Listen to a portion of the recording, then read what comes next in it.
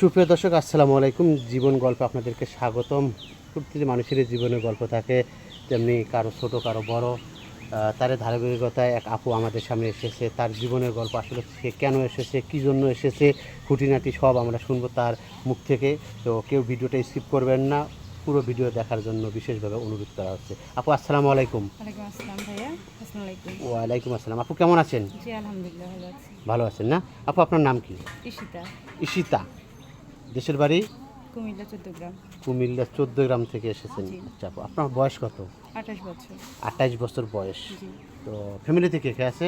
আব্বু আম্মু, ভাই আর আমার একটা ছোট বাচ্চা আছে, 4 বছরের বাচ্চা আছে, ছেলে। ছেলে 4 বছরের না? জি। ছেলের বাবা কোথায়? উনি মারা গেছেন 3 বছর হলো। 3 বছর যাবত মারা গেছে? কিভাবে মারা গেছে? বাইক অ্যাক্সিডেন্টে। বাইক অ্যাক্সিডেন্টে মারা গেছে। জি। 3 বছর ধরে আপনি এখন তো মূলত সিঙ্গেল, সিঙ্গেল। তাই না? জি। আপনার ছেলে কোথায় থাকে? আমার কাছে। আপনার কাছেই থাকে, তাই না? আপনার লেখাপড়া কতটুকু করেছেন আপু? Inter complete. Inter complete. Degree complete করতে পারিনি, সংসার হয়ে গেছে। আচ্ছা, যাই হোক, এখন তো মূলত আমাদের এখানে কেন এসেছেন? ভাইয়া আমাদের ওদিকে আপনাদের চ্যানেলের মাধ্যমে অনেকগুলো মেয়ের বিয়ে হয়, তো ওনাদের থেকে যোগাযোগ করে কিন্তু আপনাদের ঠিকানা নেয়া, যেন একটা ভালো মানুষের সন্ধান আমিও পাই, আল্লাহ যেন আমাকে একটা ভালো মানুষ দেন, আপনাদের মাধ্যমে যেন আমি পাই, এই জন্য এসেছি। এই জন্য এসেছেন না? তো আপনার বয়স বলছেন 28 বছর, তাই না? আচ্ছা, কতটুকু সিনিয়র চাচ্ছেন, বা দেখতে কীরকম হবে, তার টাকা পয়সা কীরকম থাকতে হবে? বয়সটাও দেখবো না, ওনার টাকা পয়সা কী আছে সেটাও দেখবো না, দেখবো একটা ভালো মনের মানুষ। শুধু ভালো মনে মানে জি। বুঝবেন কিভাবে? সবার মাথার চুল তো কালো। কলর দিলেও কালো, না দিলেও কালো। হ্যাঁ, কার মনে সুন্দর সেটা হ্যাঁ। বুঝবেন কিভাবে? অ্যাটলিস্ট চলতে চলতে তো হয়। আর ফোনে যখন কথা বলবো ওনার সাথে, উনি যদি যোগাযোগ, যেহেতু আপনারা জানেন, আপনাদের কাছে প্রথমেই বলেছি আমার কোনো ভাই যদি 30, 35, 40 এরকম ভাই কোনো সিঙ্গেল থাকে না, অথবা ওয়াইফ মারা গেছে বা চলে গেছে, সে কি আর বিয়ে করবে না? ওই রকম ভাই যদি নক করে, উনি যদি দায়িত্ব নিয়ে দায়িত্ব পালন করতে পারেন, আমার কোনো সমস্যা নেই। আপনার কোনো সমস্যা নেই, আপনি বিয়ে করবেন। জি। আচ্ছা, কোনো ভাই বিয়ে প্রবাসে থাকে, আসতে পারতেছে না, যদি বলে ইমোতে বা হোয়াটসঅ্যাপে বিয়ে করতে, হ্যাঁ।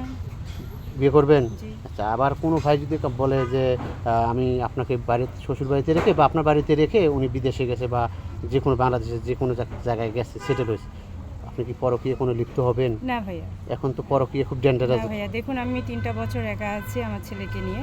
এটা করলে আমার বিয়েও হতো, এতদিন আমি 2জন হয়েই থাকতাম, আমার পরিবারই থাকতো।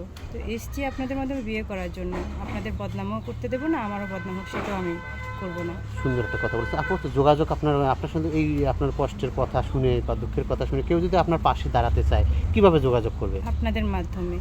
আমাদের মাধ্যমে যোগাযোগ জি। করলে আপনাকে পাবে, তাই না? জি, জি। সুপ্রিয় দর্শক, আসলে ঈশিতা আপু সুন্দর একটা কথা বলেছে, কারণ ওনার যোগাযোগের কোনো মাধ্যম নেই, যোগাযোগের মাধ্যম ছিল।